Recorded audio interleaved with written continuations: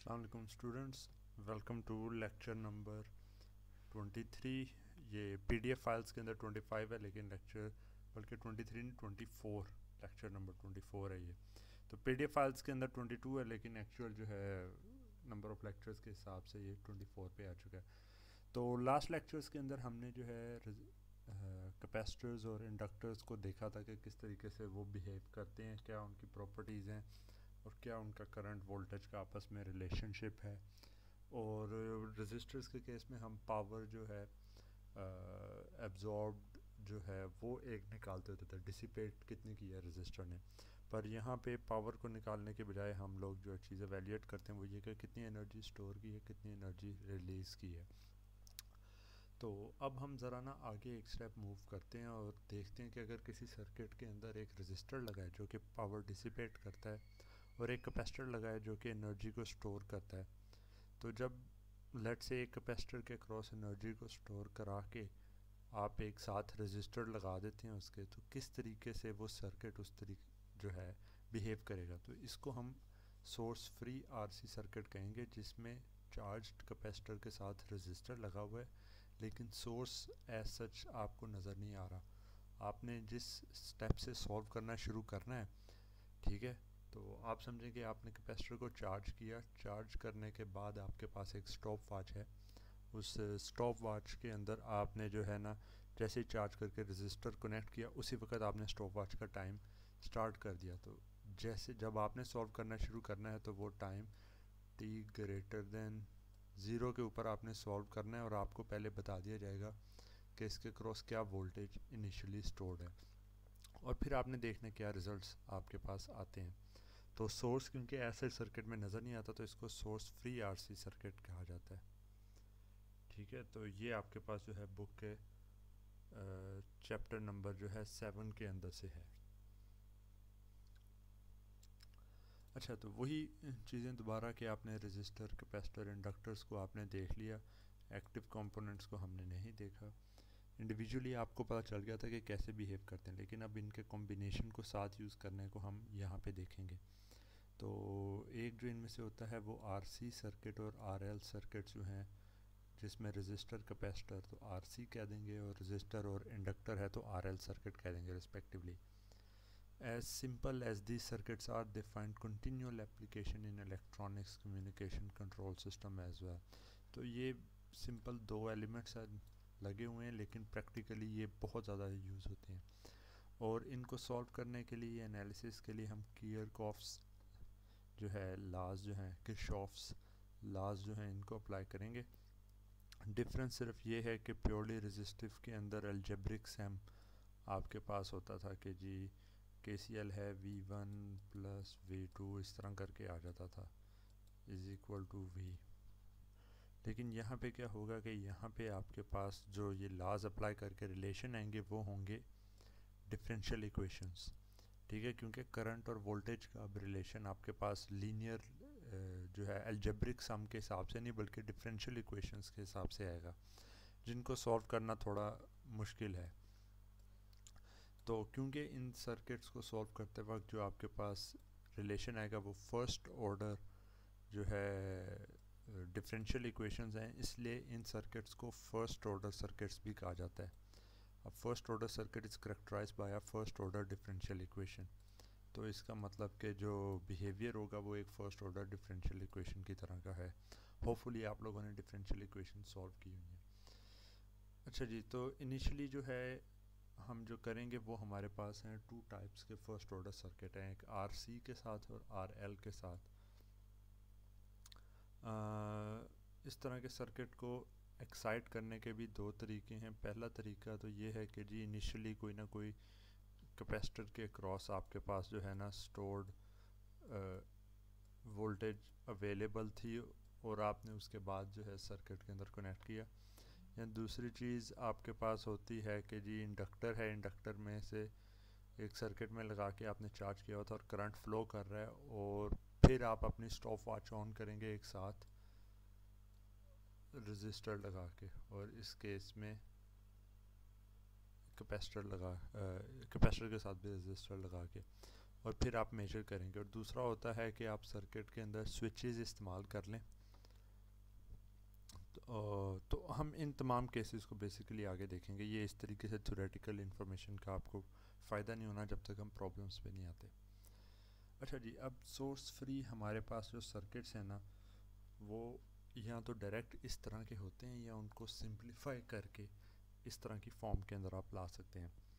ठीक है, जैसे कि अब ये एक सर्किट है और इसमें हमें वोल्टेज इनिशियल लेवल पे पता है कि हमने जो ये कैपेसिटर है इसको चार्ज किया हुआ है V0 के ऊपर।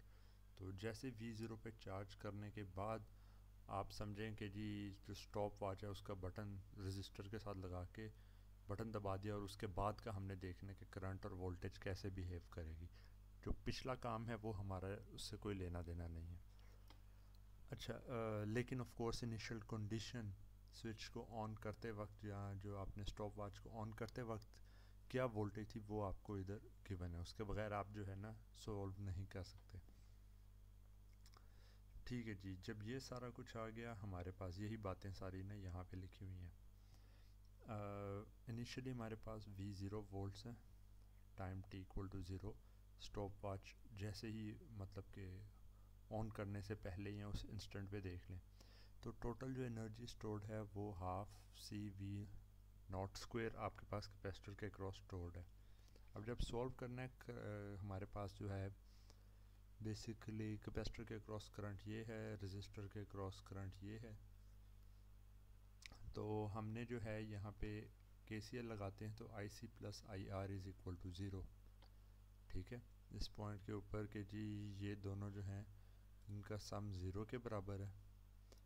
दोनों करंट्स इस नोड से अवे मूव कर रहे हैं और आ कोई नहीं रहा। तो हम इसको इसके अंदर जो है IC प्लस IR था, तो IC की वैल्यू होती है C/dV/dt और IR होगा आपके पास V/R। तो ये आपके पास एक जो है डिफरेंशियल इक्वेशन आपके पास आ गई, फर्स्ट ऑर्डर डिफरेंशियल इक्वेशन। इसमें हम क्या करते हैं, C से डिवाइड किया, dV/dt plus V/RC equal to 0। अब ये जो फर्स्ट ऑर्डर डिफरेंशियल इक्वेशन है इसको सॉल्व करने के लिए हम क्या करते हैं, ओवरऑल इसको रीअरेंज करते हैं।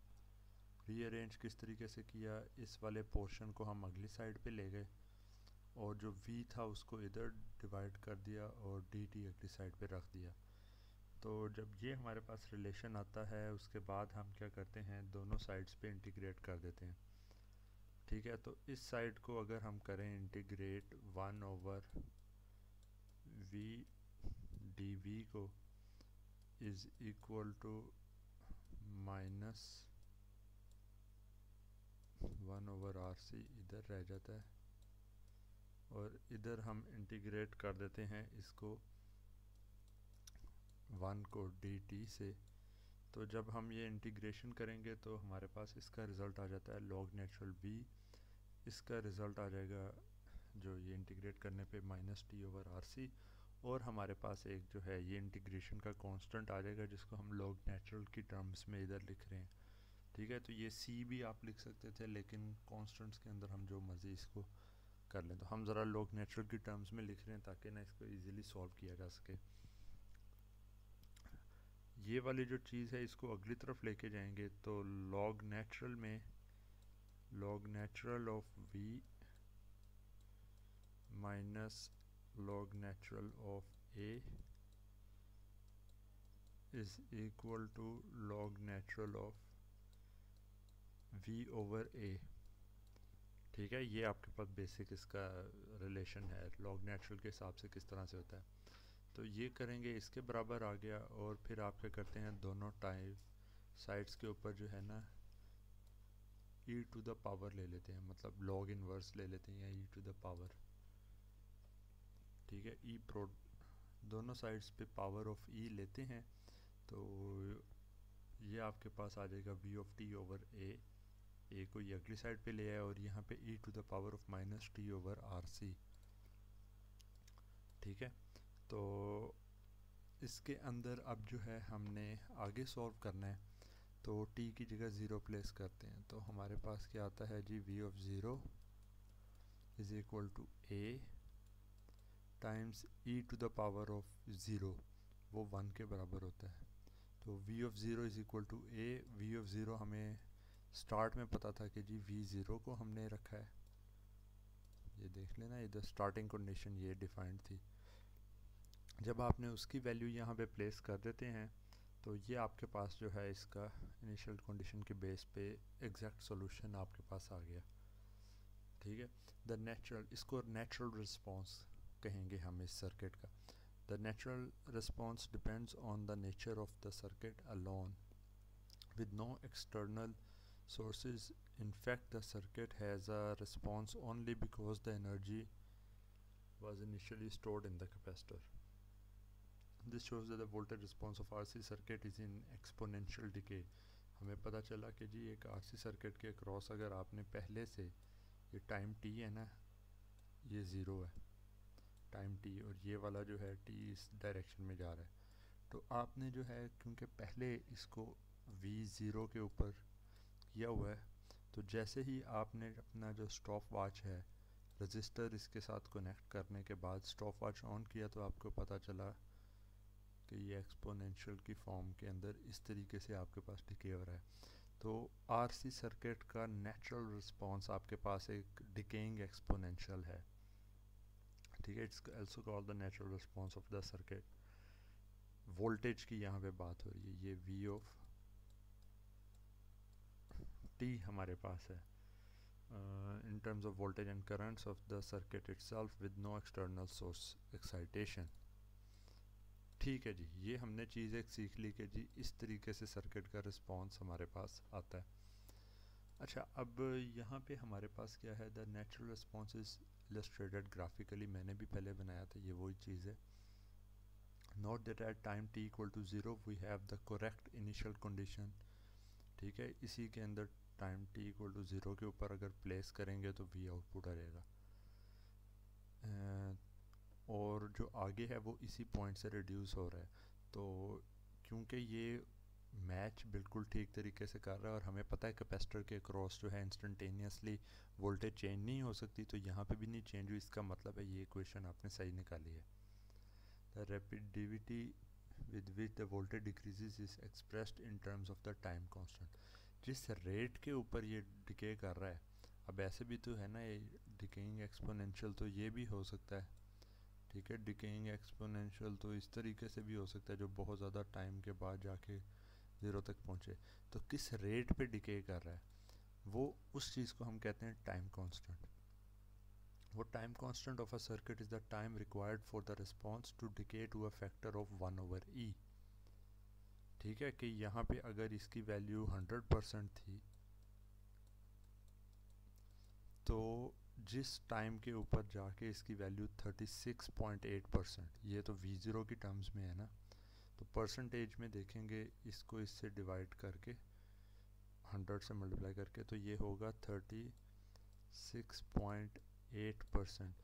जब हमारे पास जो है ना इतने परसेंट के ऊपर ये पहुंच जाता है, तो फिर हम जो है ना कहेंगे कि जी ये हमारे पास जो है टाइम कांस्टेंट के टाइम जो है वो इक्वल टू टाइम कांस्टेंट गुजर चुका है।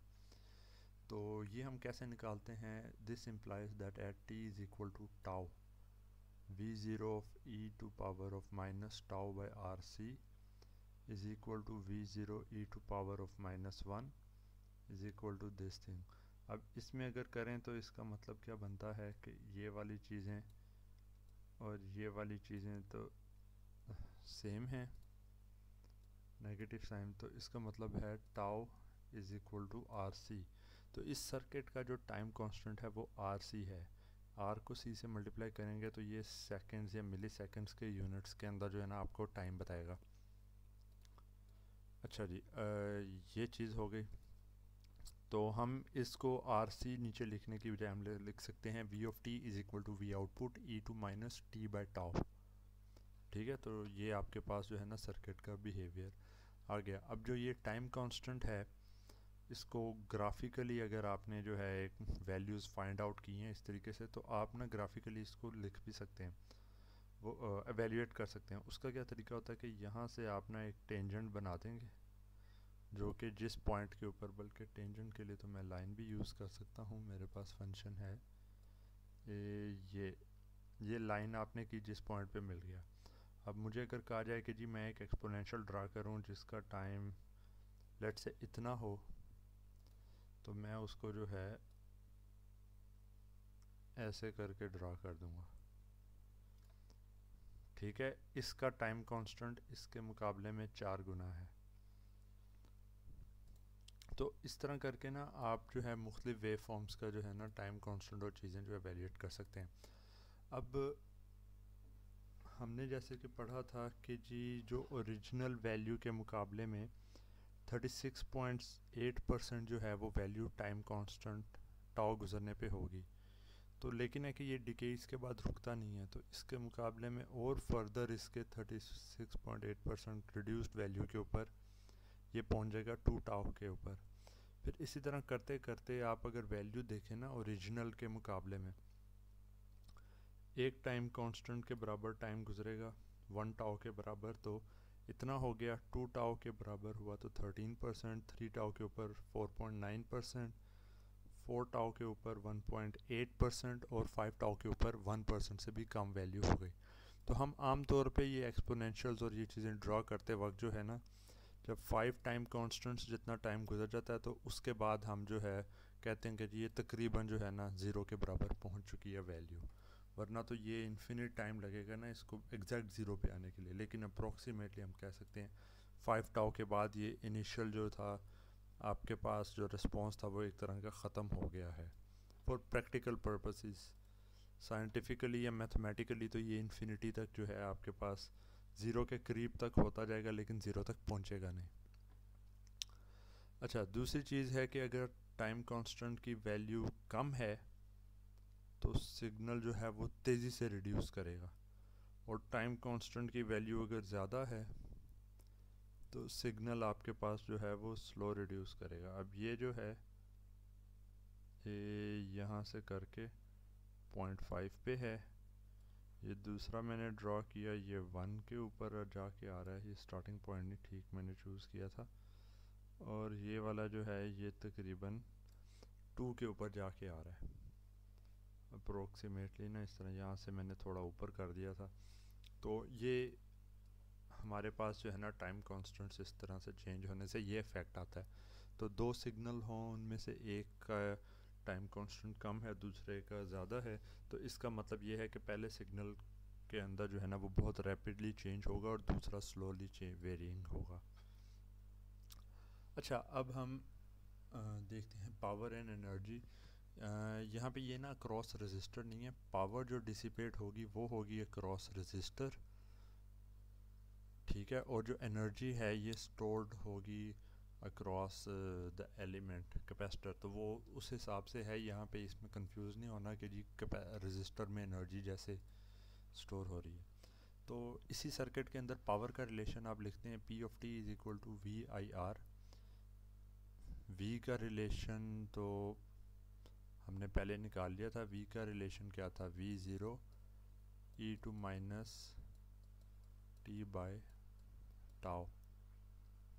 करंट जो है, क्योंकि रेजिस्टर के अक्रॉस अगर वोल्टेज ये है, रेजिस्टर के अक्रॉस तो ओहम्स लॉ लगना है, तो ओहम्स लॉ लगना है तो रेजिस्टर के अक्रॉस अगर आपने करंट निकालना है तो करंट क्या आएगा, करंट आएगा ये वोल्टेज डिवाइडेड बाय रेजिस्टेंस। तो याद रखें रेजिस्टर तो वही ओहम्स लॉ वही चीज़ें सारी फॉलो कर रहा है, तो उसके हिसाब से ये हो जाएगा V zero over R E to power of minus T by tau. तो जब दोनों को मल्टीप्लाई करते हैं तो ये जो है एक्सपोनेंशियल्स मल्टीप्लाई होके जो है ना पावर के अंदर जो है ऐड हो जाते हैं। तो माइनस था, ये भी माइनस था, तो माइनस 2t बाय टॉ जो है ना यहाँ पे आपके पास आ गया। ठीक है जी, तो ये हमारे पास आ गया। एनर्जी हम निकालते हैं 0 से t तक। इसको सॉल्व करने के लिए R V zero whole square इस तरह से आ गया। इसको जनाब इंटीग्रेट किया -2,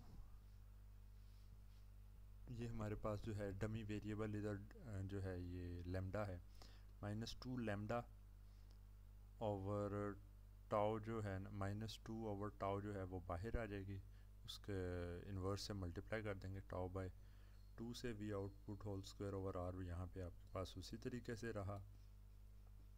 और ये वाली जो टर्म है इसको 0 से t तक करना है। इसके अंदर जब हम t पुट करेंगे तो ये हो जाएगा e⁻²t ओवर टाउ, और जब 0 प्लेस करेंगे तो ये आपके पास 1 के बराबर हो जाएगा। तो क्योंकि जो है ये माइनस का साइन अंदर मल्टीप्लाई करेंगे तो ये आपके पास रिज़ल्ट आ जाएगा। इसका मतलब क्या है कि इनिशियली जो है ना आपके पास टाइम के हिसाब से अगर आप देखते हैं तो कितनी एनर्जी एब्जॉर्ब कर रहा है रजिस्टर, ठीक है, किसी एक टाइम तक, तो उसका रिलेशन यहाँ पर से आपके पास आ जाता है। अगर आप जो है ना t की वैल्यू इन्फिनिटी कर देते हैं तो ओरिजिनली जो कैपेसिटर के अक्रॉस जो है स्टोर्ड एनर्जी है, अगर t की वैल्यू इन्फिनिटी कर देते हैं तो e⁻∞ क्या हो जाएगा, ये वाली टर्म ज़ीरो हो जाएगी, ठीक है। If t is equal to infinity तो सारी की सारी एनर्जी जो है वो आपके पास रजिस्टर के क्रॉस एब्जॉर्ब हो गई है। और जो है जैसे जैसे अगर आप देखेंगे इनिशियली बिल्कुल time t equal to zero के ऊपर, ठीक है, t इक्वल टू ज़ीरो पे आपने देखना कितनी एनर्जी जो है एब्जॉर्ब की है। तो t की वैल्यू ज़ीरो प्लेस करें, ये चीज़ आ जाती है 1 के 1 माइनस 1 ज़ीरो, तो आपके पास आएगा कि जी ज़ीरो एनर्जी जो है रजिस्टर ने एब्जॉर्ब की है। तो मतलब कि इन्फिनिट टाइम तक या टाउ के हिसाब से 5 टाउ तक आप कह सकते हैं कि सारी की सारी स्टोर्ड एनर्जी जो है वो आपके पास रजिस्टर एब्जॉर्ब कर लेगा। इन समरी अगर आपने किसी एक सर्किट को सॉल्व करना है और आपके पास जो है ना आपको दो पैरामीटर्स जो है ना उसके चाहिए। पहली चीज़ आपको इनिशियल कंडीशन कैपेसिटर के क्रॉस पता होनी चाहिए, ठीक है, source free RC circuit solve करने के लिए। दूसरी चीज़ आपको टाइम कांस्टेंट सर्किट का पता होना चाहिए। तो अभी तो आपके पास एक ही रजिस्टर लगा था तो बड़े अच्छे तरीके से आपने कर लिया। अगर आपके पास एक से ज़्यादा रजिस्टर लगे हैं तो आपने जो है ना थेवेनिन रजिस्टर एवेल्यूएट करना है, मतलब इक्विवेलेंट रेजिस्टेंस आपने देखनी है कि कैपेसिटर को नज़र क्या आ रही है। अब मसलन एक ये लगा हुआ है रजिस्टर, एक ये लगा हुआ है, ठीक है, यहाँ पे आपके पास कैपेसिटर है और ये इस तरह से। तो आपने देखना है कि जनाब इस कैपेसिटर को क्या रजिस्टर उसको नज़र आ रहा है, इसका इक्विवेलेंट और इसका इक्विवेलेंट आपस में पैरेलल, ठीक है। तो जो भी फाइनल रेजिस्टेंस नज़र आएगी उसकी बेसिस के ऊपर आपने उसको c से मल्टीप्लाई करके टाउ निकाल लेना है, और उस टाइम कांस्टेंट के और इनिशियल जो आपके पास स्टोर्ड एनर्जी उसके साथ डायरेक्ट बेशक वो रिलेशन आप लिख दें, ठीक है। तो ये इसी तरीके से आपके पास जो है ना इसको सॉल्व करना होगा। तो time constant is the same regardless of what the output is defined to be, ठीक है। तो अगर वोल्टेज है, करंट है, जो भी है, लेकिन सर्किट का बिहेवियर जो टाइम कांस्टेंट है वो इसी के ऊपर जो है वो चलेगा। In a circuit contains a single capacitor and several resistors and dependent sources the Thevenin equivalent, ये वही बात होगी कि जी आरसी उसी के ऊपर जो है ना बेस होके चलेगा। तो अभी हम ज़रा कुछ प्रॉब्लम्स हम देख लेते हैं, क्योंकि एट द एंड ये सारा करने के बाद मेन मकसद हमारा प्रॉब्लम सॉल्व करना है कि ये जो थ्योरेटिकल नॉलेज हमें मिला है इसको अप्लाई करना है एक्चुअल इश्यूज़ को सॉल्व करने के लिए। तो ये एक हमारे पास एग्जांपल है 7.1 जिसमें हमें बताया गया है कि जी ये जो कैपेसिटर है इसके क्रॉस 15 वोल्ट हमारे पास जो है ना चार्ज हैं। तो इसका मतलब है V0 is equal to 15 volts. और हमसे क्या पूछा गया है कि जी कैपेसिटर के क्रॉस वोल्टेज का क्या रिलेशन है, यहाँ पे वोल्टेज का क्या रिलेशन है और करंट का क्या रिलेशन है, ठीक है जी। ये सारी चीज़ें जो है ना हम अब उसको जो है एवेल्यूएट करते हैं। तो अब सबसे पहले क्या करेंगे, first we need to make the circuit confirm with the standard. ठीक है, तो हम इसमें क्या करेंगे, सबसे पहले तो इसके हिसाब से देखेंगे कि आर इक्विवेलेंट हमें क्या नज़र आता है। आर इक्विवेलेंट हो जाएगा ये 8 जमा 12, 20 इन पैरेलल विद 5 जो कि होता है 4 ओहम। तो हमारे पास सर्किट का जो टाइम कांस्टेंट है ना वो हो जाएगा ये 4 ohm times 0.1 farad is equal to 0.4 seconds. Time constant seconds के अंदर है। ठीक है, तो 0.4 सेकंड्स के अंदर मतलब कि आपके पास ये टाइम कांस्टेंट आ गया। उसके बाद जब आपने ये वोल्टेज इसके क्रॉस देखनी है तो ये बाकी सारी चीज़ों से इर्रेस्पेक्टिव ये आपके पास आ जाएगा जनाब V C of T is equal to 15 volt, क्योंकि इनिशियली ये चार्ज हुए थे, E to minus T over tau, तो ये डिवाइड होना था तो ये बन जाता है माइनस 2.5 टी। तो ये आपके पास जो है ना कैपेसिटर के अक्रॉस जो है वोल्टेज आ गई। अब जब एक दफ़ा ये वोल्टेज आ जाती है तो बाकी सारा जो भी आपने सॉल्व करना है वो आप सिंपल रिलेशंस के थ्रू सॉल्व कर सकते हैं। मसलन कि जी ये वोल्टेज है हमारे पास, ठीक है, तो ये वोल्टेज है तो यहाँ पर से अगर आपने करंट निकालना है तो I X voltage over current resistors तो के अक्रॉस तो ओहम्स लॉ लगेगा, तो वोल्टेज है V C of T T divided by resistance total 20 ohm नज़र आ रही है इज़ इक्वल टू 15/20। 15/20 इधर कहीं पे किया होगा, 15/20.75 0.75 ई टू माइनस 2.5 टी। तो आपके पास जो है ये वैल्यू आ गई करंट की। ठीक है, और फिर वोल्टेज निकालनी है तो V X is equal to 12 ohm multiplied by I X. Ohm's law again लगा दिया आपने, जिसके बाद आपके पास जो है इसको 12 से मल्टीप्लाई करते हैं 9 ई टू माइनस 2.5 टी। तो ये आपने जो है ना सॉल्व करके इसको निकाल लिया। तो ये मतलब कि इनिशियली लगता है कि जी बहुत ही कॉम्प्लेक्स और उस तरह के होंगे, लेकिन एट द एंड वही लाज और प्रिंसिपल्स अप्लाई करके आपने सॉल्व करने हैं। बस चीज़ क्या है कि फ़र्स्ट ऑर्डर रिस्पांस के हिसाब से आपने बेसिकली इनिशियल कंडीशन आपने बस देखनी है और आपने देखना है कि जी टाइम कांस्टेंट क्या है, तो बाकी उसके हिसाब से डायरेक्ट रिलेशन अप्लाई कर दें। ये एक और केस आ गया, refer to the circuit of figure 7.7, और इसमें हमने क्या कहा गया है कि जनाब V C of 0 is equal to 60 volt. ठीक है जी, वी सी ऑफ 0 हमारे पास 60 वोल्ट है और हमसे पूछा गया है कि जनाब इस I0 we C we x और I0 तीनों निकाल लें। तो हमारे पास क्योंकि यहाँ पे जो कैपेसिटर है, पहले हम क्या आप करेंगे इसके क्रॉस टाइम कांस्टेंट का देखेंगे। 12 और 6 मिल के मेरे ख्याल में 4 बनते हैं, और हम यहाँ से देखने के ऊपर 4 हैं, 4 और 8 मिल के हो गए 12। तो R equivalent is equal two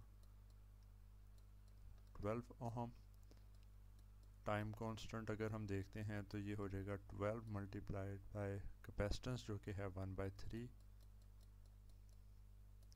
is equal to 4 seconds. मतलब 4 सेकंड के बाद जो है ना इनिशियली ये इसको 60 वोल्ट किया है ना, तो 4 सेकंड के बाद इसके 36% वैल्यू रह जाएगी। ये सेकंड्स है। ठीक है, तो हमारे पास रिलेशन क्या आ गया, V C of T is equal to 60 volt e to minus, अब ये टाइम कांस्टेंट से डिवाइड करना था तो 1/4.25 होता है, 0.25 टी। वीसी का रिलेशन आ गया। जब वीसी का रिलेशन आ गया है तो उसके बाद हमसे पूछा गया है कि जी करंट कितना फ़्लो करेगा। तो वो इक्विवेलेंट सर्किट में हमें पता है कि जी इक्विवेलेंट सर्किट में इन दोनों को भी इकट्ठा कर दें तो ये 12 ओहम बनता है। 12 ओहम आर इक्विवेलेंट थी, तो ये आर इक्विवेलेंट में से ही करंट फ्लो कर रहा है। इन दो को इकट्ठा कर देना तो हमारे पास जो है, या इसको मैं रीड्रॉ कर लेता हूँ आप लोगों को ताकि सही तरीके से जो है ना पता चल जाए इसका। कैपेसिटर के टॉप वाली डायरेक्शन में वीसी है ये आपके पास जो है इधर करंट I0 आपने निकालना है, और जो रेजिस्टेंस की वैल्यू है वो आपके पास है 12। तो वोल्टेज आपको पता है, तो ये क्या हो जाएगा जनाब, I0 is equal to minus VC over 12। ठीक है, माइनस क्यों हुआ है? माइनस इसलिए हुआ है कि ये अगली डायरेक्शन के अंदर है। तो आइए I0 निकालने के लिए ये माइनस का साइन आपके पास आ गया। ठीक है जी, तो ये क्या होता है जनाब, 60 को 12 पे डिवाइड किया, 5 माइनस 5 E2 माइनस 0 पॉइंट, अच्छा ये वाला यूनिट वोल्ट का था, 0.2 5T एम्पेयर आ गया। ठीक है, जो कि यहाँ पे है, पहली वैल्यू ये थी। और अब जब ये करंट आ रहा है तो ये हम आगे करंट डिवाइडर इधर लगा सकते हैं। तो इधर से कितना करंट आ रहा है, नहीं बल्कि इनके पैरेलल कॉम्बिनेशन पे भी हम कर सकते हैं, वो भी कोई बात नहीं है ऐसे। तो इनका पैरेलल कॉम्बिनेशन था 4 ओहम का। ठीक है, तो 4 ओहम में से I0 आ रहा है, तो हमारे पास करंट मतलब इन दोनों के इधर से जा रहा है। तो टेल पे क्या वोल्टेज है 0, माइनस हेड पे क्या वोल्टेज है Vx is equal to I0 multiplied by resistor की वैल्यू जो कि है 4 ओहम। तो Vx निकालना है तो वो हमारे पास आ जाएगा -4I0, और इसी चीज़ को -4 से मल्टीप्लाई कर दें तो ये हो जाएगा जनाब 20 e to power of -0.25 t। तो ये हमारे पास जो है रिज़ल्ट आ गया। आपने अब नोट वैसे किया होगा कि ओवरऑल ना हमारे पास लीनियर सर्किट्स के अंदर ना बड़ा सिंपल सा चल रहा था, लेकिन है कि अक्सर जब जो चीज़ें कैलकुलेट करने के लिए आपको जो है ना वैल्यूज़ जो हैं वो इसी तरह की ई टू द पावर में दी जाती थी कि जी कैसे डिफ्रेंशिएट करना है, इंटीग्रेट करना। वो आपकी प्रैक्टिस इसीलिए करवाई जा रही थी क्योंकि अभी आपको यही वाला काम करना है। ठीक है, तो अगर आपको ये इंटीग्रेट डिफ्रेंशिएट करना नहीं आएगा, या डिफरेंशियल इक्वेशंस का चलें, अभी तो ये सिंपल ही चल रहा है, पर आगे जाके आपके पास जो है ना इसको अच्छी तरह प्रैक्टिस करना होगा। सर्किट्स कॉम्प्लेक्स हो सकते हैं, नेटवर्क एनालिसिस में होंगे, और उससे पहले आप मैथ्स का कोर्स पढ़ेंगे जिसमें ये अच्छे तरीके से आपको चीज़ें बताई जाएंगी और डिटेल में। अच्छा जी, एग्जांपल 7.2 के ऊपर हम आते हैं। हाँ बस ये इतनी है, और आगे हम दूसरा एक पार्ट स्टार्ट कर लेंगे। तो इधर हमारे पास क्या हो गया जनाब, ये सर्किट है, लेकिन इधर तो सप्लाई भी लगी, हमने तो सोर्स फ्री पढ़ना था, तो ये बड़ी एक अजीब बात हो गई।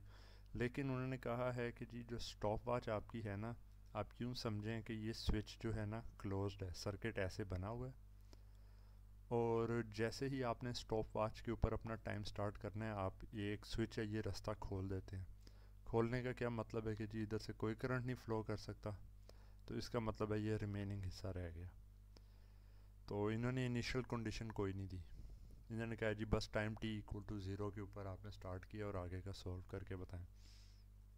इसको कैसे सॉल्व करेंगे, तो हमें पता है कि जी डीसी में कैपेसिटर ओपन होता है, तो time t equal to less than 0। ठीक है, ये लिखना है कि ये उस वक़्त है जब स्विच खोला नहीं है तो ये सर्किट बनता है। पर इसमें कैपेसिटर क्योंकि डीसी था ये ओपन है, ओपन के तौर पे आपके पास इनिशियल कंडीशन आपको ख़ुद निकालनी होगी। वो हमें पता चलता है जी 20 वोल्ट है और ये इस तरह करके है, ये ओपन सर्किट है, इधर से कोई करंट नहीं फ्लो करेगा, तो ये शॉर्ट ही समझ लें इसको। तो 20 वोल्ट है, ये आपके पास आ गया, तो ये बन जाता है जनाब 9/12 टाइम्स 20। ठीक है, तो ये क्या होता है जनाब 3/4, 4 को इससे किया 5, तो ये फिर से आ गया जनाब 15 वोल्ट। पता नहीं क्या इस बुक को 15 वोल्ट बहुत पसंद है, हर क्वेश्चन में 15 वोल्ट का ही ये इनिशियल कंडीशंस दी जा रहा है। तो 15 वोल्ट खैर आ गया आपके पास। तो जब स्विच को आप ओपन करते हैं तो इसका मतलब है उस वक़्त भी 15 वोल्ट ही स्टोर्ड होंगे। तो आपके पास V0 जैसे स्विच को ओपन करते हैं ये सिनेरियो बनता है और इसको आपने आगे सॉल्व करना है। और कैपेसिटेंस की वैल्यू 20 मिली फेरेड है। तो इसको जब हमने सॉल्व करना है और निकालना क्या है, V ऑफ t, सिंपली ये वोल्टेज ही निकालनी है। तो इसको सॉल्व करते वक्त आपके पास रेजिस्टेंस क्या नज़र आ रही है, 9 + 1 10 ओहम आपके पास है R इक्विवेलेंट। ठीक है, तो टाइम कांस्टेंट क्या होगा, टाइम कांस्टेंट आपके पास होगा जनाब 10 टाइम्स कैपेसिटेंस जो कि है 0.0220 मिली, जिसका मतलब है ये हो जाएगा 0.2 सेकेंड्स। ठीक है, 0.2 सेकेंड्स हो गया। तो जो रिलेशन है वो आप डायरेक्टली लिख सकते हैं इसके बाद, V of t is equal to initially कितना था इसके क्रॉस 15 वोल्ट, सॉरी 15 को 12 लिख दिया मैंने, ये अब इसको करेक्ट कर देते हैं, 15 e - t ओवर टाउ, इसका इन्वर्स करते हैं -5 t वोल्ट। ये फिर आपके पास जो है ना वोल्टेज इस तरीके से एक्सपोनेंशियली रिड्यूस हो रही होगी। दूसरी चीज़ इन्होंने पूछी है initial energy stored across the capacitor, तो वो तो हम यहाँ पे निकाल सकते थे। इनिशियली जो है आपके पास टाइम t = 0 के ऊपर वोल्टेज थी 15 वोल्ट, तो हाफ C.02,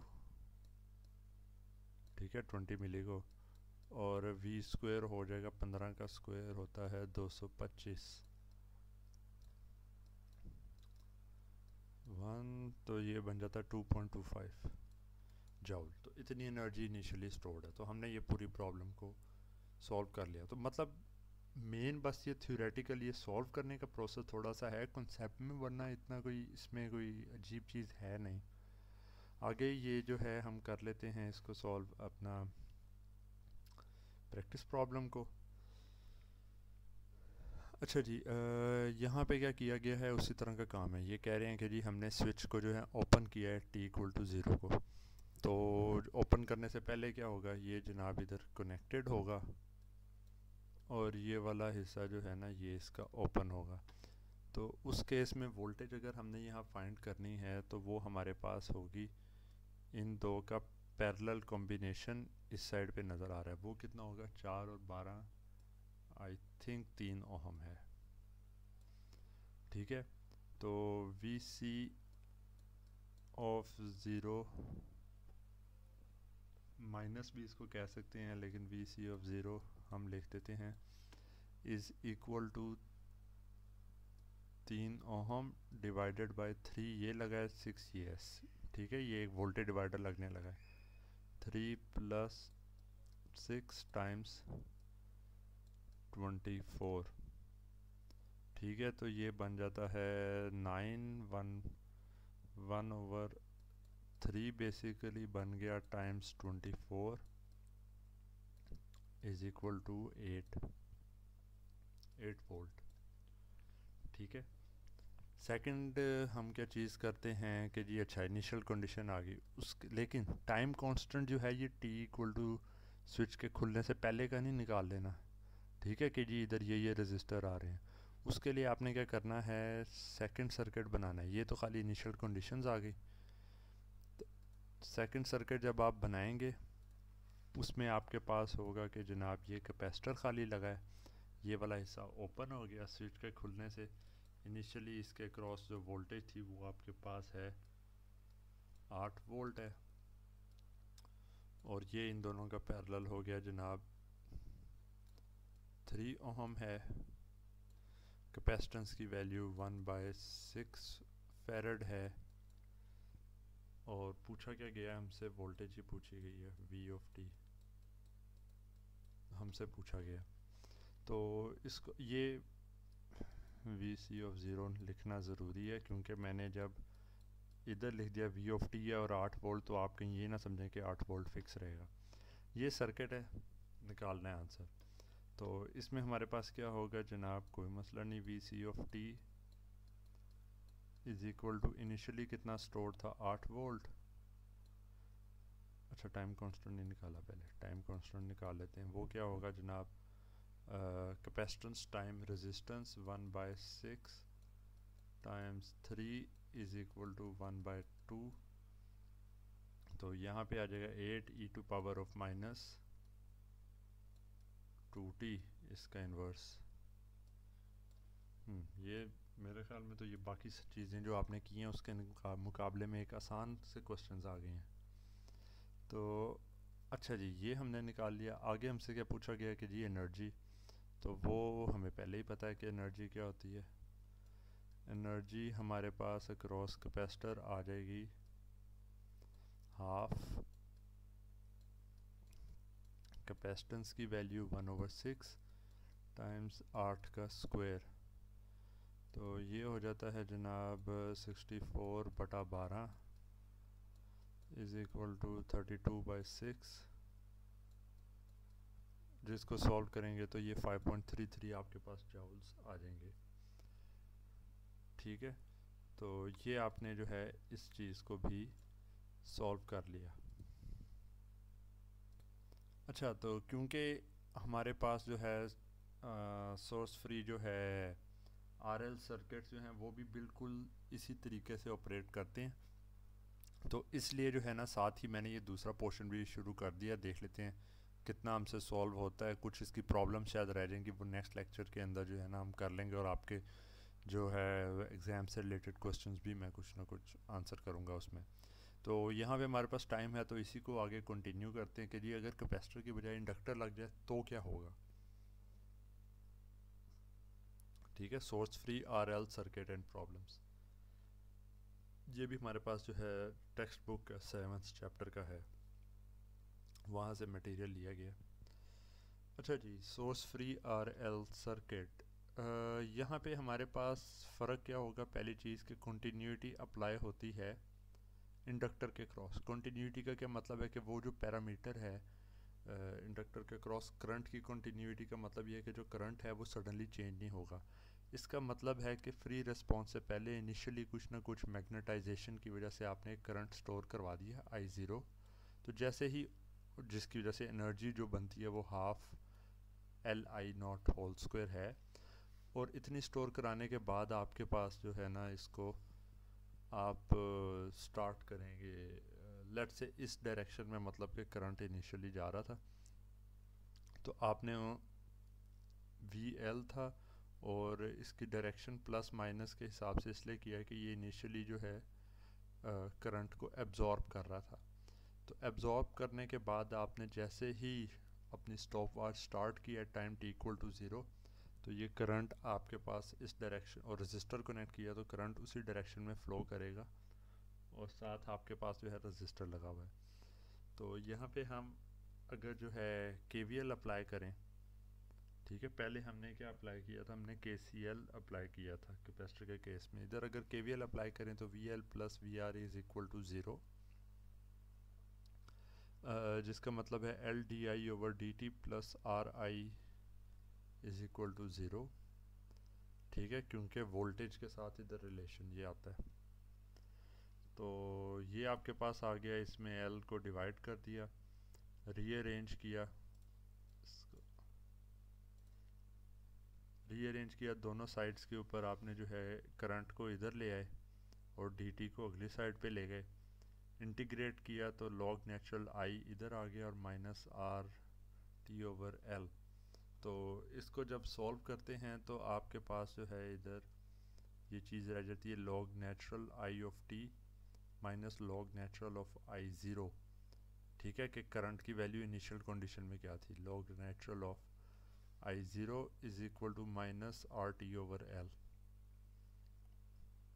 इसको जो है हम इस चीज़ को जो है सब्ट्रैक्शन को मैंने पहले भी बताया था log नेचुरल के टर्म्स में डिवीजन में लिख लेते हैं। I of T by I zero is equal to minus R T by L. E की पावर ले लें दोनों साइड पे तो I of T is equal to I zero E to minus R है आर ओवर एल टी। तो यहाँ पे क्या मतलब हुआ, इसका मतलब ये है कि करंट की कंटिन्यूटी उसी तरीके से है, लेकिन यहाँ पे जो टाइम कांस्टेंट वाला हिस्सा होता था, ठीक है, वो ये था कि जी ये चीज़ हमारे पास आएगी I zero E to minus T over tau. तो इसको देख के हमें पता चलता है कि जो हमारे पास टाइम कांस्टेंट आता है वो हमारे पास है एल ओवर आर, जबकि कैपेसिटर के केस में टाइम कांस्टेंट हमारे पास आया था आर सी का। तो आर सी की बजाय अब एल ओवर आर का जो है हमारे पास टाइम कांस्टेंट जो है वो आ जाता है, ठीक है, जो कि यहाँ पे इसने लिखा भी है एल ओवर आर। तो उसी तरीके से ये एक्सपोनेंशियल आपके पास चलेगा, ठीक है, लेकिन अब करंट जो है वो कंटिन्यूटी के साथ मूव करेगा और जो टाइम कांस्टेंट टाउ के ऊपर आपके पास जो है करंट 36.8% ऑफ ओरिजिनल वैल्यू रह जाएगा। तो एग्जैक्ट वही सारी बातें जो है ना यहाँ पे दोबारा जो है रिपीट हो रही हैं। आगे हमारे पास क्या होता है कि जी इसी के बेस के ऊपर ओवरऑल जो रिलेशन है उसको ऐसे भी लिखा जा सकता है। और क्योंकि हमारे पास इस इंडक्टर के साथ सीरीज़ के अंदर एक रजिस्टर भी लगा हुआ है और सेम करंट जो है वो उसी रजिस्टर में से फ़्लो हो रहा है, तो इसकी वजह से क्या होगा कि आपके पास जो वोल्टेज है plus minus V R of T वो होगा simply current multiplied by resistor. तो ये आपके पास ओवरऑल सिस्टम के क्रॉस वोल्टेज की वेरिएशन इस तरीके से आएगी। तो याद रखें इधर वोल्टेज सडनली जो है वो चेंज हो सकती है, लेकिन जो करंट है वो सडनली चेंज नहीं हो सकता। Stored energy, power and energy को देखेंगे रजिस्टर के क्रॉस, तो हमें पता चलता है कि क्योंकि V R is equal to I R ये वाला रिलेशन है, तो पावर डिसिपेशन निकालनी है तो वी इंटू आई करेंगे, आई नॉट होल स्क्वायर आर। ये हम रजिस्टर के क्रॉस देख रहे हैं। इसको इंटीग्रेट करेंगे 0 से t टाइम तक, तो हम चेक करना चाह रहे हैं कि कैसे कैसे एनर्जी जो है वो आपके पास चेंज हो रही है अक्रॉस द रजिस्टर, कितनी एनर्जी इसने एब्जॉर्ब की है। तो जैसे पहले हमारे पास हुआ था, पूरा सॉल्व करने के बाद ये रिलेशन आ जाता है, हाफ एल आई स्क्वायर जो ओरिजिनल थी, ठीक है, वो है कि e minus e to minus two t over tau के हिसाब से वो रिड्यूस होती जाएगी। तो मतलब कि इस रेट के ऊपर जो है ना तेज़ी से वो होती रहेगी। इनिशियली जो एनर्जी है वो आपके पास नहीं सॉरी ये वाला रिलेशन नहीं है, ये रिलेशन है, इसको प्लॉट करेंगे ना तो ऐसे आ जाएगा कि इनिशियली आपके पास जो है ज़ीरो एनर्जी जो है वो एब्जॉर्ब हुई है और आहिस्ता आहिस्ता जैसे टाइम गुजरता जाएगा तो आपके पास जो है एब्जॉर्ब्ड एनर्जी बढ़ती जाएगी till it will reach its maximum value which is half L I zero whole square, ठीक है, तो मैक्सिमम वैल्यू तक ये पहुंच जाएगा।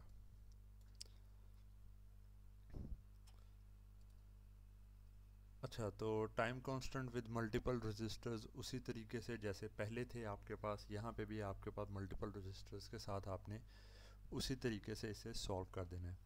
Initial current I zero I की वैल्यू आपको वैल्यूएट करनी है और टाइम कांस्टेंट जो है ना टाउ उसकी वैल्यू आपको जो है ना वैल्यूएट करनी है। तो मल्टीपल रजिस्टर्स हैं तो इक्विवेलेंट या थेवेनिन आपने निकाल लेना है कि कितनी रेजिस्टेंस आपको नज़र आती है। तो यहाँ पे भी हमारे पास जो है पहला जो है एक प्रॉब्लम आ गई, assuming that I0 is equal to 10 ampere. ठीक है, तो हमने इस सर्किट को सॉल्व करना है। यहाँ पे डिपेंडेंट सोर्स है। अच्छा, ये जो सोर्स फ्री रिस्पांस है इसमें इंडिपेंडेंट सोर्सेज नहीं होंगे, लेकिन है कि ये डिपेंडेंट सोर्सेज इस तरह से आ सकते हैं। वजह उसकी ये है कि जी डिपेंडेंट सोर्स तो एक तरह का ना पैसिव ही एलिमेंट के तौर पे होते हैं।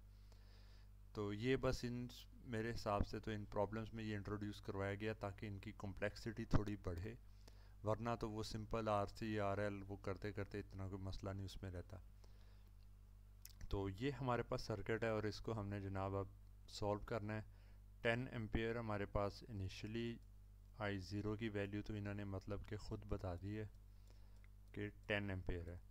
तो हमसे पूछा क्या गया है निकालना, हमने निकालनी है बेसिकली टाइम कांस्टेंट जो कि L/R होता है। तो L तो हमें पता है, ठीक है, L की वैल्यू भी पता है, वो हमारे पास है 0.5 हेनरी। तो निकालना क्या है, हमने निकालना है हमने कि इस पॉइंट से देखने पे क्या रेजिस्टेंस नज़र आती है। तो इधर हमें क्या रेजिस्टेंस नज़र आएगी वो हम डिपेंडेंट सोर्स के केस में वैसे नहीं निकाल सकते बाय इंस्पेक्शन, तो हमें कोई टेस्ट सोर्स लगा के इसको सॉल्व करना है। तो बेसिकली प्रॉब्लम सिर्फ यही है, बाकी आपने जो है वो डायरेक्ट ही आंसर लिखने वाला काम है। तो इस पॉइंट से जब आप देखते हैं कि जी क्या नज़र आएगा, तो टेस्ट सोर्स लगा लेते हैं। लेट से ये 1 की बजाय मैं प्रेफर करता होता हूँ VT आप लगा दें। VT एक लगाया हुआ है और इन्होंने जो है यहाँ पे मैश एनालिसिस से किया है। मैं वैसे नोडल को प्रेफर करना था, चले मैं नोडल लगा लेता हूँ। तो ये वाला जो पॉइंट है ये है VT ये वाला जो पॉइंट है ये वोल्टेज है ना, ये है 3I1। I1 जो है वो हमारे पास है इस डायरेक्शन के अंदर, ठीक है। और हमने निकालना क्या है, हमने निकालना है ये वाला IT की वैल्यू हमने निकालनी है। तो हमें पहली तो चीज़ पता चल जाती है, I1 is equal to minus IT, ठीक है। I1 की वैल्यू हमारे पास माइनस IT के बराबर है। तो यहाँ पे हम इसको कर सकते हैं -3IT और इसको सॉल्व करना है। तो ये एक ही पॉइंट हमारे पास है बेसिकली, ठीक है। तो इधर हम लगा देते हैं, बल्कि इधर वोल्टेज भी VT है। ओह नाइस, ये तो बड़ा ही कोई सिंपल सी प्रॉब्लम आ गई है। तो हम ओवरऑल इसको सॉल्व करते हैं। अब इधर हम IT में चाहें 3 में चाहें जिसमें मर्जी टर्म्स के अंदर कर लें। तो मैं लेकिन I1 की बजाय प्रेफर करूँगा IT की टर्म्स में सॉल्व करें। हर चीज़ को मैंने ना उसके टर्म्स में लिख दिया है। तो ये I1 वाली चीज़ इधर से अब भूल के हम इस तरह से सॉल्व करते हैं। तो जनाब हमारे पास क्या आता है, 2 करंट आ रहे हैं,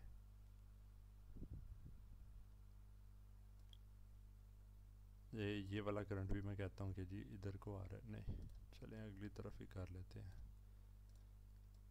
ये वाला करंट इधर को जा रहा है, ये इधर को। IT इज़ इक्वल टू ये वाला है VT ओवर 2 प्लस यहाँ पर से जो जा रहा है ये होगा VT minus plus 3IT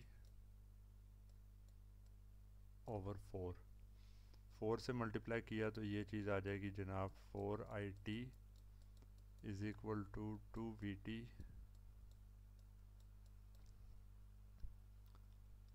plus VT plus 3IT। अब ये 3IT है, ये इधर जाके रह जाएगा जनाब खाली IT, और ये 2 + 1 हो जाएगा जनाब 3VT। तो हमारे पास इक्विवेलेंट रेजिस्टेंस होगी जनाब VT over IT is equal to 1/3। ठीक है, 1/3 ओहम की आपके पास जनाब ये आ गई, जो कि यहाँ पे भी उसी तरह से आया। तो ये मैंने वैसे एक और मेथड यूज़ किया, आपने जो भी यूज़ करना हो आप कर सकते हैं। ठीक है, क्योंकि यहाँ पर अब आपने बेसिक्स आपकी इतनी स्ट्रॉन्ग हो गई हुई हैं कि आपने जिस तरह से भी एवेल्यूएट करना है, टेस्ट करंट सोर्स लगाना है, टेस्ट वोल्टेज सोर्स लगाना है, आप सारा कुछ कर सकते हैं। तो टाइम कांस्टेंट इन्होंने जब पूछा है तो वो हमारे पास हो जाएगा जी L/R। अब ये रिलेशन आपको थोड़ा याद होना चाहिए, ऐसे ना हो LR खाली मल्टीप्लाई किया हुआ लिखते। इंडक्टेंस था 1/2 times 1/2 divided by 1/3 is equal to 3/2 seconds. तो यही एक चीज़ थी जो कि आपने एवेल्यूएट करनी थी। I0 पहले ही पता है तो आप इसका रिलेशन लिख देंगे जनाब 10 I(t) को अगर जो है आपने एवेल्यूएट करना है। ठीक है, जो कि ये है I(t) is equal to 10 e to power of minus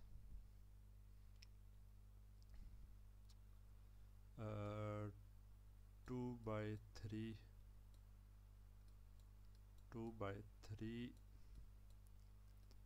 t that's it plus कुछ नहीं इसके अंदर करना आपने। I(t) is equal to 10 e to minus 2/3 t, यहाँ पे ज़ीरो प्लेस करेंगे खुद ही 10 एम्पेयर के बराबर आ जाएगा। तो आपने बेसिकली इस सारे के सारे जो प्रॉब्लम है उसको सॉल्व कर लिया और यही चीज़ आपसे पूछी गई थी। फिर एक और भी लेकिन है I(t) एंड Ix(t).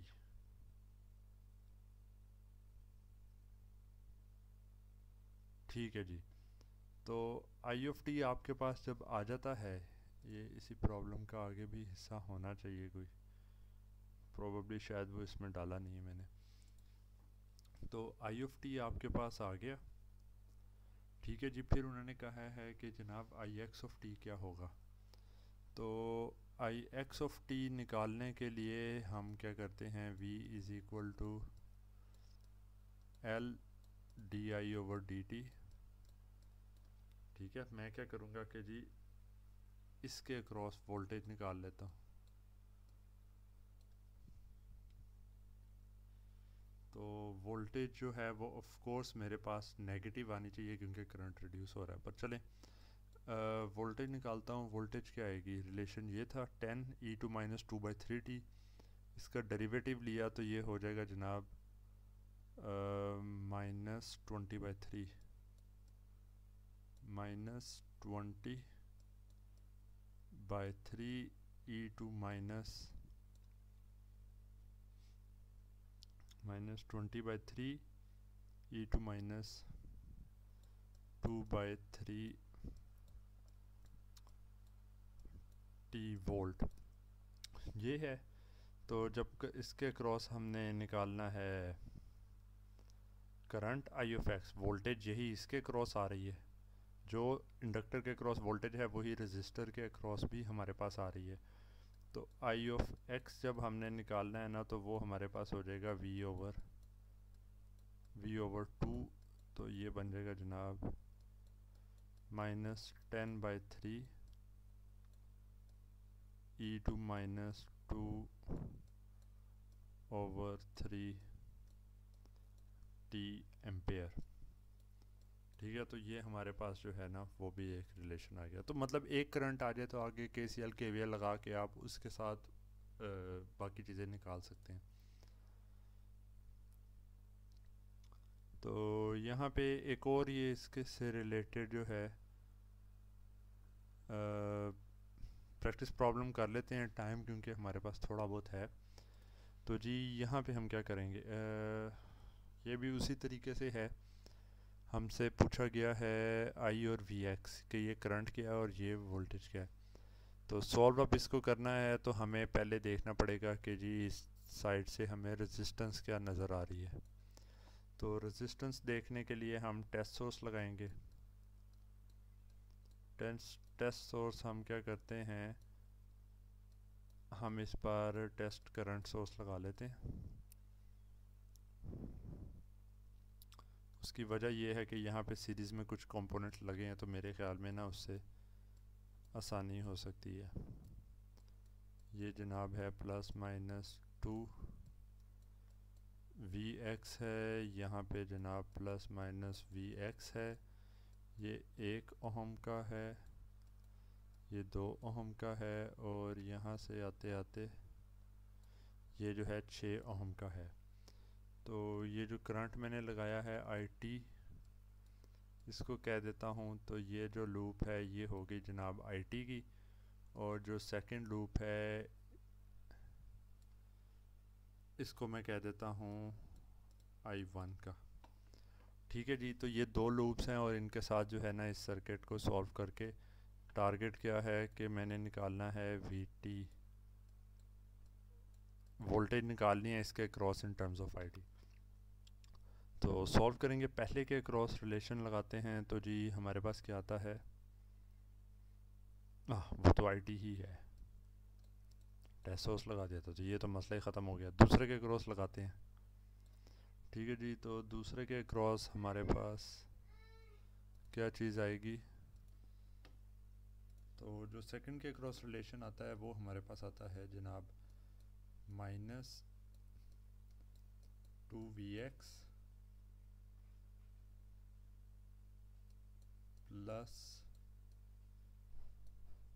+8I1। ठीक है जी, और यहाँ वाला हो जाएगा -2IT। 2IT is equal to 0। ठीक है जी, ये आ गया। अच्छा, अब जो Vx है यहाँ पे उसको हम देखें तो Vx is equal to IT। ठीक है, तो यहाँ पे IT की टर्म्स में लिख देते हैं Vx is equal to IT। तो Vx अगर IT के बराबर है, इस रिलेशन में पुट करते हैं -2IT plus 8I1 -2IT is equal to 0, और यहाँ से हमारे पास रिलेशन आ जाएगा -2 8I1 is equal to 4IT, और हम कह सकते हैं I1 is equal to IT over 2। ठीक है, तो उसके बाद जब हमने इस पूरे चीज़ को जो है एक दफ़ा सॉल्व करना है, VT आपने निकालना है इन टर्म्स ऑफ IT। तो इसके क्रॉस हम देखते हैं कि जनाब क्या वोल्टेज होगी। ठीक है, तो टोटल हमारे पास ये वाली वोल्टेज हो जाती है। इस वोल्टेज को निकालें हम यहाँ से लेके, तो ये हो जाएगी जनाब 2Vx प्लस 2, इसकी डायरेक्शन के अंदर था, तो ये हो जाएगा जनाब IT माइनस I1। ये वोल्टेज आ गई, और इधर को आते वक्त वैसे ये भी एक रास्ता था, ये लूप के अंदर खाली I1 करना था, और चलें अब यही कर लिया हमने। यहाँ पे आगे उसके बाद जनाब ये था plus Vx is equal to VT। तो अब यहाँ पे Vx की वैल्यू हमारे पास थी IT के बराबर। ठीक है, तो 2 और 3, तो IT सारे इकट्ठे कर लेते हैं ना, 2 plus 2 4 plus 1 5IT, 5IT minus 2I1 2I1। ठीक है जी, ये आ जाता है -2I1। I1 IT/2 है, 2 कर लेंगे तो ये हो जाएगा minus IT is equal to VT, can be written as VT over IT is equal to 4। 4 ohm. तो आर इक्विवेलेंट जो है ना वो आपके पास आ जाती है 4 ओहम। ठीक है जी, तो 4 ओहम की आपके पास जो है आर इक्विवेलेंट आ गई। तो बाकी आपने निकाला हुआ था, इंडक्टर की वैल्यू आपको पहले पता है। तो आई ऑफ टी को जब हम निकालेंगे तो वो हमारे पास आ जाएगा आई ज़ीरो जो कि था 12, तो e to minus L R over L T, तो टाउ हमारे पास हो जाता है एल ओवर आर। इंडक्टर की वैल्यू आ जाती है 2 divided by 4 is equal to 1/2 seconds. तो इधर उसका इन्वर्स आएगा, तो -2 टी एम्पेयर। ये हमने चीज़ करेक्ट वैल्यूएट कर ली है। फिर वोल्टेज की बात आती है, तो ये करंट हमारे पास इधर को फ्लो कर रहा है, ठीक है। तो ये करंट इस रेजिस्टर में से फ्लो कर रहा है, तो इधर अगर हम ये इधर से आई करंट फ्लो कर रहा है, तो आप अगर जो है ओहम्स लॉ लगाएंगे, टेल पे क्या वोल्टेज है, टेल माइनस हेड, तो ये हमारे पास आ जाएगा -Vx। इसको नोट समझ के ज़ीरो कंसिडर कर लें, तो वो -Vx is equal to I R, I times 1। तो Vx जो हमारे पास वोल्टेज आती है वो हमारे पास आ जाती है जनाब माइनस आई ऑफ टी। तो माइनस आई ऑफ टी ये था, तो -12 ई टू माइनस 2t वोल्ट, जो कि हमारे पास इधर भी करेक्ट है। तो ये मतलब कि वैसे देखने में लगता है कि जी पता नहीं क्या इतना कॉम्प्लेक्स होगा, लेकिन अगर आपके प्रिंसिपल कॉन्सेप्ट्स वगैरह जो हैं वो सारे ठीक हैं तो बड़ी क्विकली आप इनको सॉल्व कर सकते हैं। तो रिमेनिंग 4 और 5 वाले जो हैं प्रॉब्लम्स, ये हम नेक्स्ट लेक्चर में देखेंगे, और साथ में देखूंगा आगे थोड़ा सा और कुछ कॉन्सेप्ट जो है वो पढ़ाना है कि नहीं पढ़ाना। ठीक है, तो यहाँ पे जो है ये लेक्चर आपका ख़त्म होता है। क्वेश्चन आपने पूछने तो आप पूछ सकते हैं।